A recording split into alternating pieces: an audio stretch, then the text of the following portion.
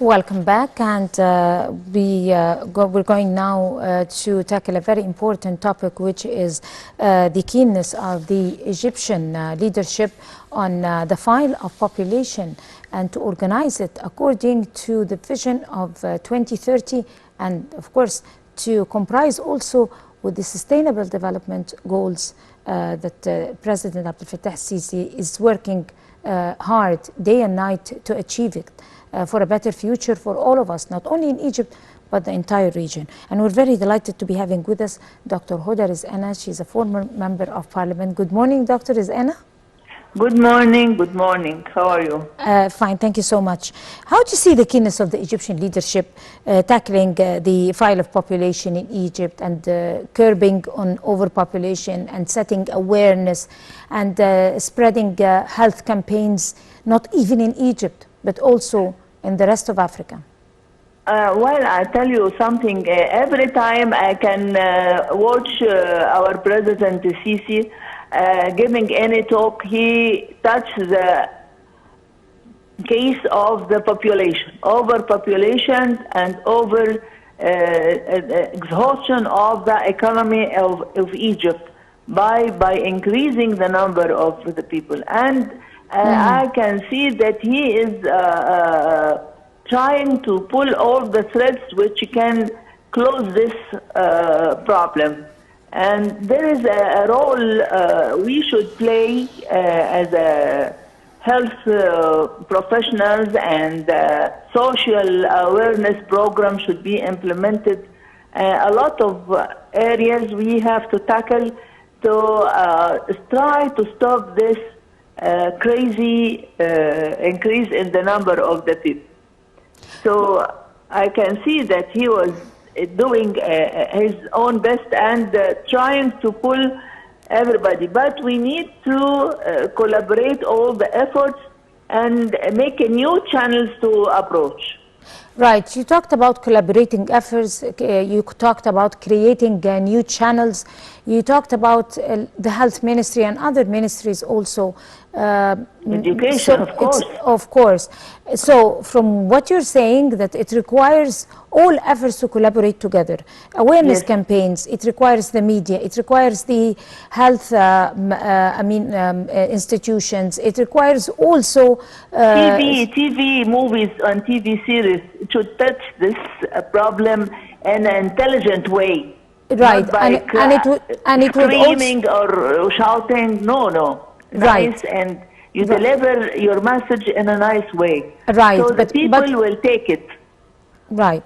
But when also, most importantly, it would require civil society. And as we're talking today, this year, President Abdel Fattah Sisi have dedicated to the civil society. He said that 2022 is the year of civil society, and he gave them the chance wide open to exhibit their efforts and exhibit their ideas and try to put it on the table, their suggestions and everything. What is the role of civil society in an issue like that, especially that it would have a very important role working on the ground?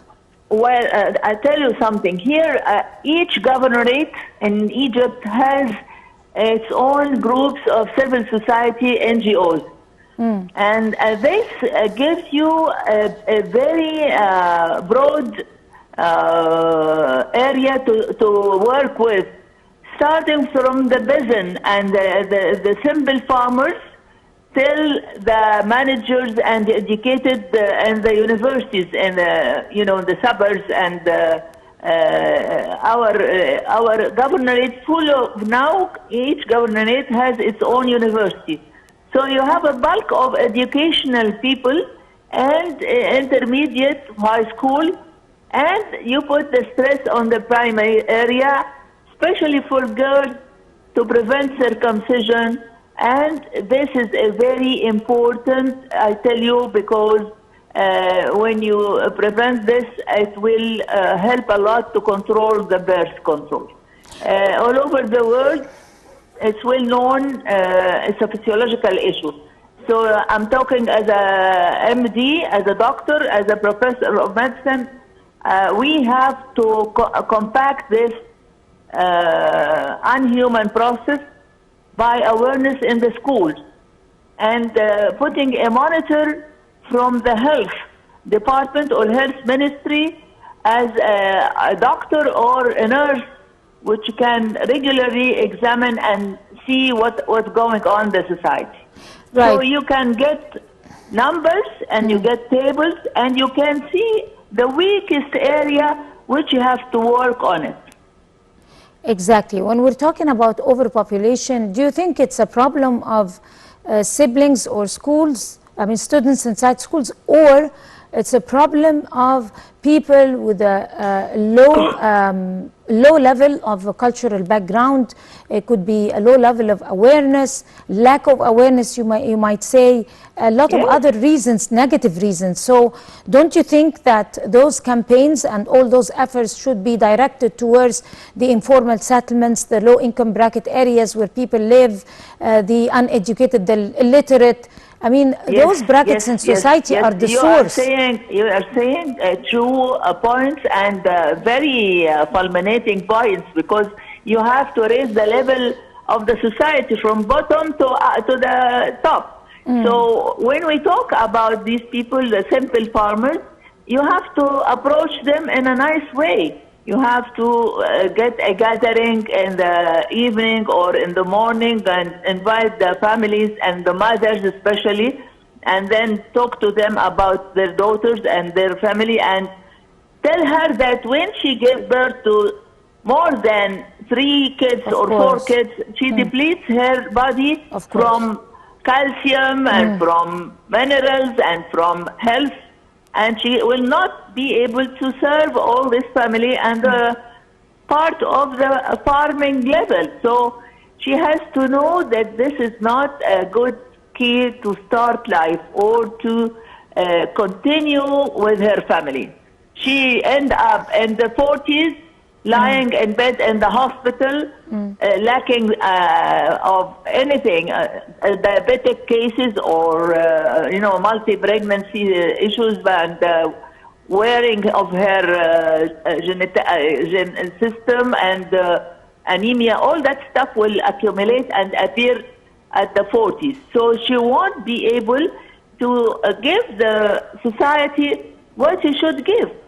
Compare her with one giving 1 or 2 children or 3 children. It's a remarkable difference.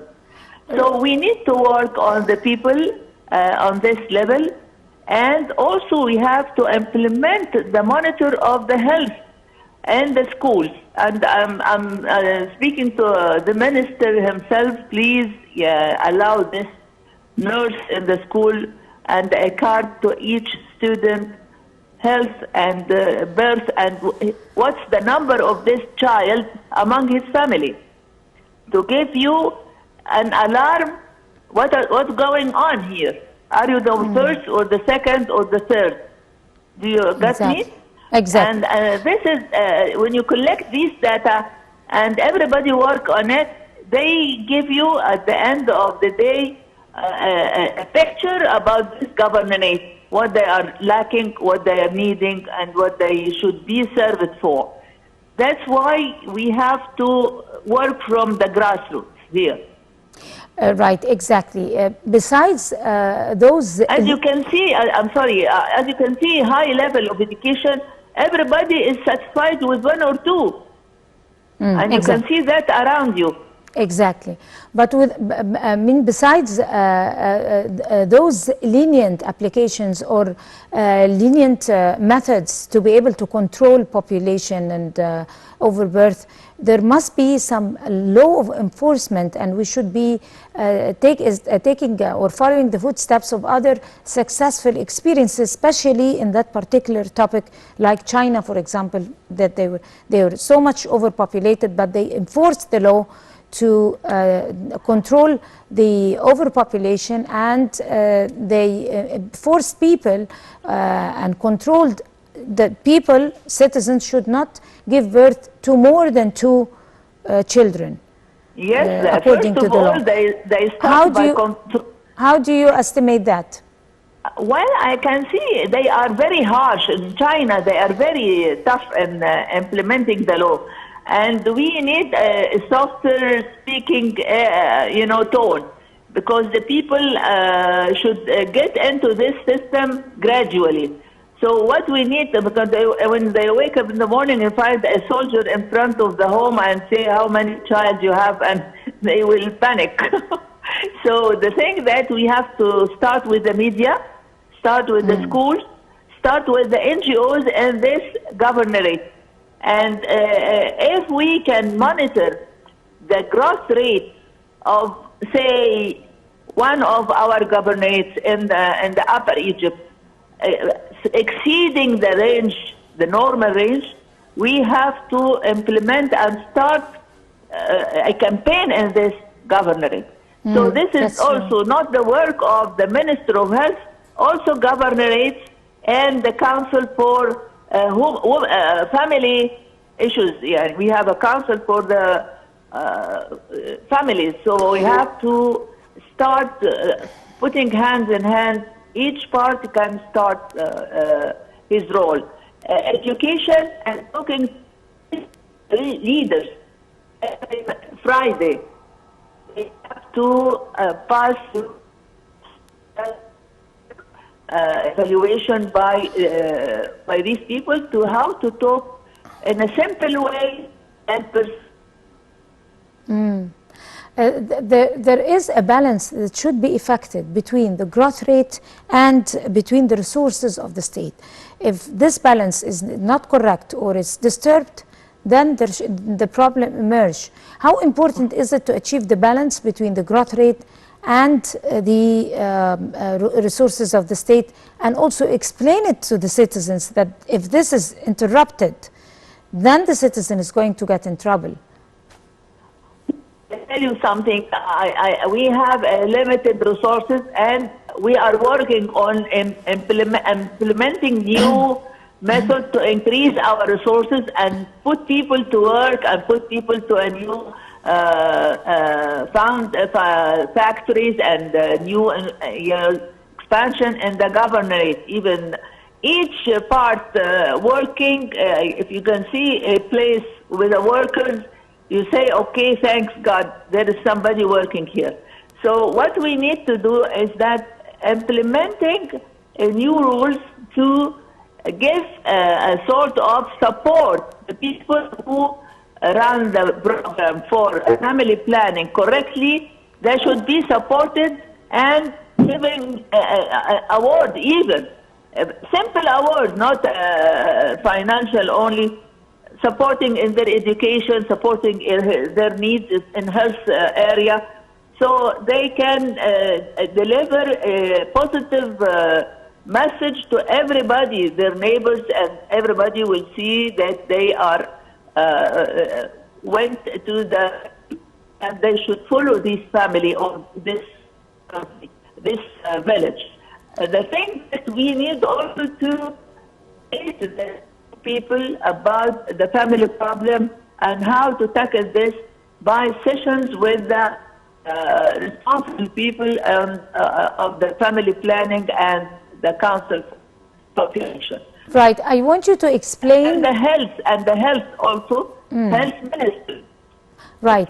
Dr. Rizkana, as a health official and as a doctor, and as a former member of parliament, I want you to explain to the viewers the importance of, or let me put it that way, the importance of raising awareness in the sense of the dangers of overpopulation that affects the rate of development for any state.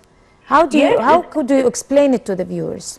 Well, I'll tell you something. We have worked on a different ways, yani, media and visiting of the health officials, health responsible people in this village or this governorate, and getting the people together every Friday at the prayer time.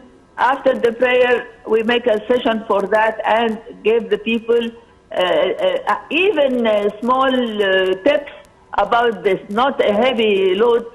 Each week we give a new tip about the privilege of controlling birth and increasing your money. You have to get money in your pocket, not all the time when you get money you spend it out.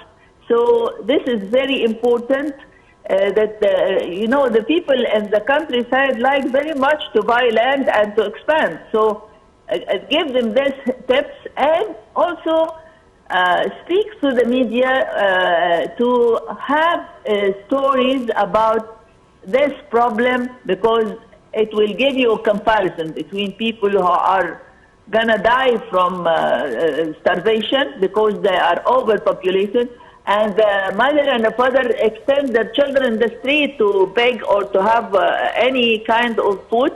And you can see that in other countries, poor Asian or poor African countries, on TV also.